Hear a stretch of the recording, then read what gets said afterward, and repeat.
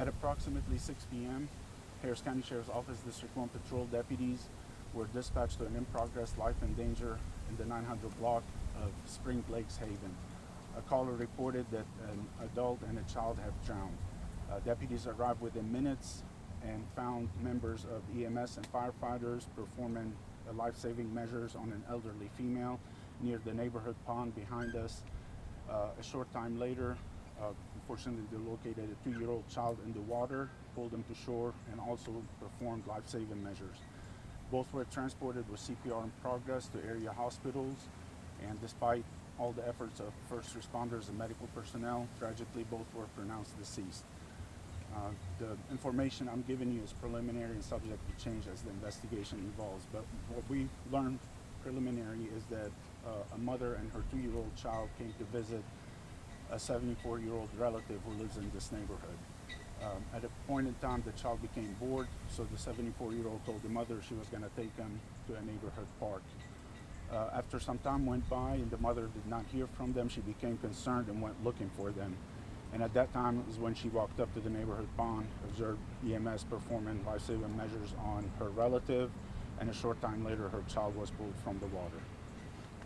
At this time, Harris County Sheriff's Office homicide detectives and crime scene investigators are conducting the follow-up investigation. We urge anyone with information about this incident to call the Harris County Sheriff's Office non-emergency line at 713-221-6000 or Crime Stoppers of Houston at 713-222-TIPS. This is a very tragic situation for everyone involved. Our thoughts and prayers are with the family in this community during these difficult times. This is going to be all the information I have. I will take your questions and do the best I can, but briefly, Lieutenant Alaniz is going to give a soundbite in Spanish.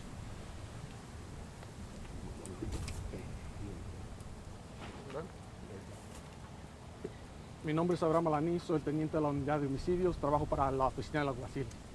Como a las 6 de la tarde, oficiales fueron llamados por una llamada de una vida en peligro a la cuadra de 900 bloques de Spring Lake Haven. Cuando llegaron, observaron a bomberos y servicios médicos de emergencia dándole CPR a una adulta y a un niño. La adulta y el niño fueron transportados al hospital. Desgraciadamente, los dos fallecieron.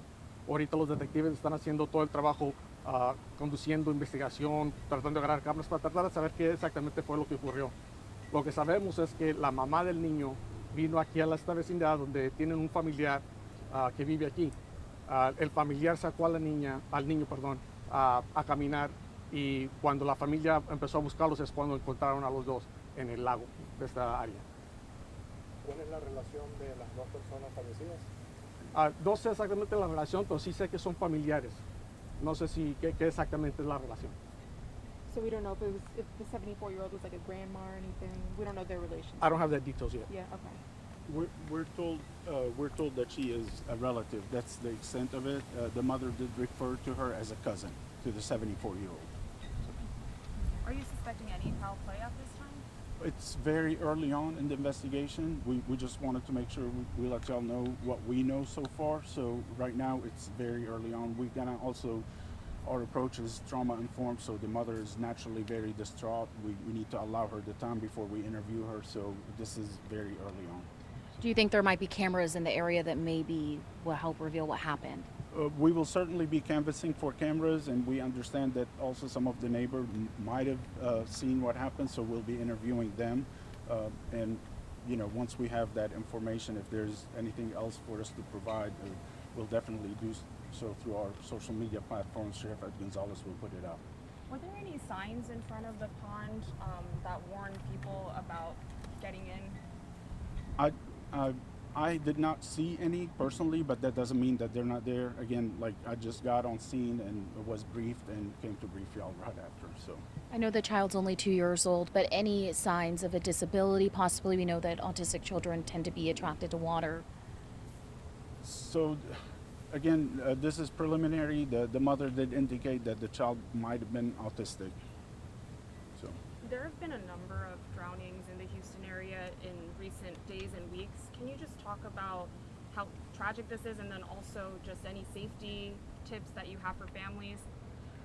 sure. So You know, summertime, children are naturally very curious, and it is hot in Houston, so they're attracted to the water, and anything can happen in a blink of an eye. So really, you know, child should be within, should be supervised at all times, and if they're not familiar with swimming or haven't taken swimming lessons, then highly encouraged to have a floating device or anything like that before they go into the water, and always should go into the water supervised.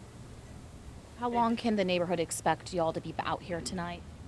I really do not have a time. We're going to be here as long as we need to make sure that we gather all the facts so we can conduct a proper investigation. But naturally, we won't overstay. As soon as we're able to wrap it up, we will. But we will give it the attention and detail it deserves. Okay. Thank y'all.